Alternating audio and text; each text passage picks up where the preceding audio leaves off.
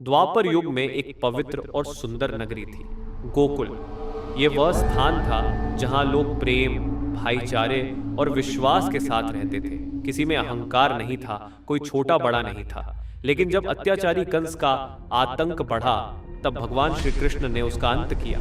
कंस के वध के बाद गोकुल और मथुरा के लोगों को शांति तो मिली, लेकिन यह शांति ज्यादा समय तक टिक नहीं पाई। कंस की मृत्यु का समाचार जब उसके ससुर जरासंध तक पहुंचा, तो वह क्रोध से भर उठा। उसने मथुरा पर बार बार आक्रमण किए। इन निरंतर युद्धों से नगरवासी भयभीत हो गए। श्री कृष्ण ने समझ लिया कि अब मथुरा सुरक्षित नहीं है। उन्होंने एक ऐसे स्थान की खोज की जहां शांति हो, प्राकृतिक सुंदरता हो और समुद्र की गोद में एक नई शुरुआत की जा सके। इसी खोज में एक दिव्य नगरी का निर्माण हुआ, द्वारका। यह नगरी आज के गुजरात में अरब सागर के तट पर बसाई गई। कहा जाता है कि यह नगर इतना भव्य था कि स्वर्ग भी इसकी सुंदरता के सामने फीका लगने लगे। श्री कृष्ण ने यहाँ लगभग 36 वर्षों तक धर्म और न्याय के साथ शासन किया। दूर दूर से लोग द्वारका की दिव्यता देखने और श्री कृष्ण के दर्शन करने आने लगे। लेकिन जैसा कहा जाता है, जब किसी राज्य में सुख और वैभव बढ़ता है तो वहां परीक्षा भी आती है।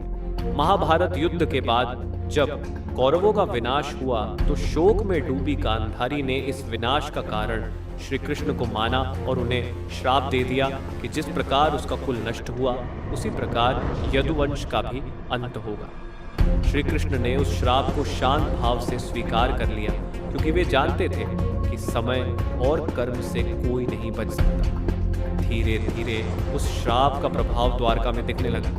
जहां पहले संयम था, वहां अब मदिरापान और अहंकार बढ़ने लगा। श्री कृष्ण के पुत्र साम भी इस प्रभाव से बच न सके। एक दिन ऋषि मुनियों के साथ किया गया उनका अनुचित मजाक विनाश का कारण बन गया। ऋषि दुर्वासा के श्राप से साम ने एक मूसल को जन्म दिया, जिसे राजा उग्रसेन ने नष्ट करने का प्रयास किया।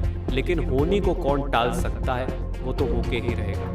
वही मूसल आगे चलकर पूरे यदुवंश के विनाश का कारण बना। अंततः प्रभास क्षेत्र में आपसी कलह ने भयंकर मौसूल युद्ध का रूप ले लिया, जिसमें पूरा यदुवंश नष्ट हो गया। यह दृश्य देखकर श्री कृष्ण और बलराम दोनों ही अत्यंत व्यथित हो गए। श्री कृष्ण समझ चुके थे कि अब उनकी लीला समाप्त होने का समय आ गया है। कुछ समय बाद जरा नामक शिकारी के बाण से उन्होंने इस शरीर को त्याग दिया और उसी के साथ द्वारका नगरी भी समुद्र में विलीन हो गई।